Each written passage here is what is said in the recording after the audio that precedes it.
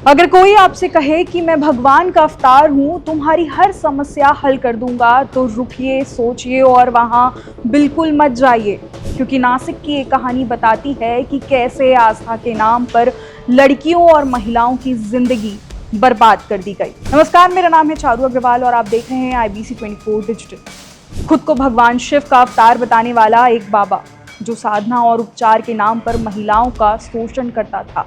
सवाल ये है कि आखिर पढ़ी लिखी ताकतवर महिलाएं भी इस जाल में कैसे फंस गई।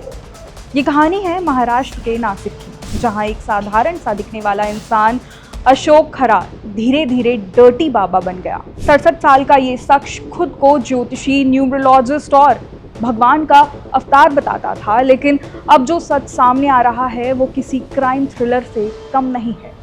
शुरुआत होती है एक वीडियो से, एक CCTV फुटेज जिसमें बाबा एक महिला के साथ आपत्तिजनक हालत में दिखता है। यही वो पल था जब सालों से दबे राज बाहर आने लगे, एक एक कर पीड़ित सामने आने लगे और FIRs की लाइन लग गई।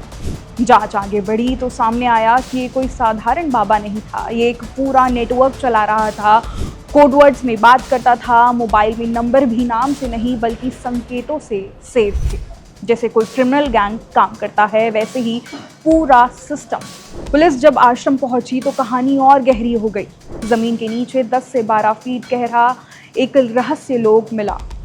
अंदर मंदिर जैसा सेटअप, शिवलिंग, दिए, अगरबत्तियां, लेकिन सबसे चौंकाने वाली चीज हर कोने में CCTV कैमरे। अब सवाल उठता है कि आखिर एक मंदिर के अंदर इतनी निगरानी क्यों? पास में ही एक लग्जरी फार्म हाउस जहां हर वक्त महंगी गाड़ियों की लाइनें लगती थी। स्थानीय लोगों के मुताबिक यहाँ बड़े बड़े कारोबारी, VIP और सेलिब्रिटीज आते थे। कुछ लोग तो बाबा को अपने घर बुलाने के लिए बोली लगाते थे और फीस कम से कम 5 लाख रुपए सिर्फ मिलने के लिए। लेकिन ये सिर्फ पैसों का खेल नहीं था, आरोप इससे भी कई ज्यादा गंभीर है।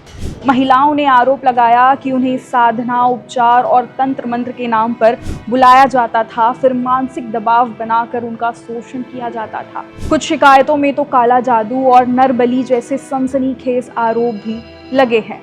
हालांकि इसकी जांच चल रही है। और ये सब कैसे होता था?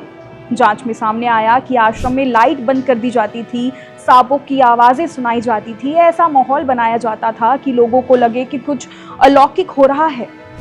फिर बाबा कहता, महादेव ने आपकी प्रार्थना स्वीकार कर ली है। यानी पूरा खेल था डर, आस्था और मनोविज्ञान का। अब कहानी में एक और ट्विस्ट। SIT ने बाबा के बेटे हर्षवर्धन को हिरासत में लिया है। नासिक से उठाकर उसे महाराष्ट्र पुलिस अकेडमी ले जाया गया है, जहां उससे गहन पूछताछ चल रही है। मतलब साफ है कि जांच अब और गहरी होने वाली है।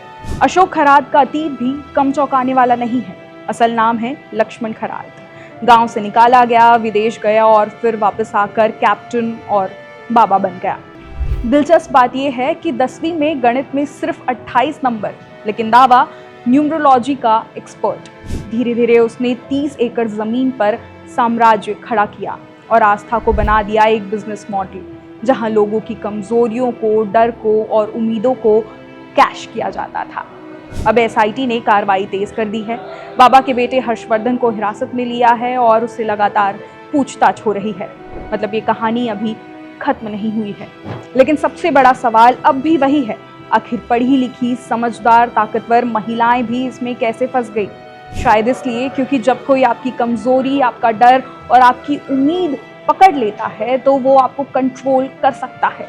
इसलिए अगर कोई भी इंसान खुद को भगवान का अवतार बताकर आपको अकेले मिलने बुलाए, गुप्त पूजा या स्पेशल इलाज का लालच दे, तो याद रखिए, भगवान कभी डरा कर या छिपा कर काम नहीं करते।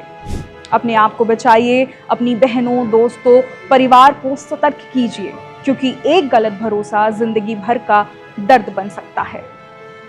खैर, इस पूरे मामले पर आपकी क्या राय है, हमें कमेंट करके जरूर बताएं।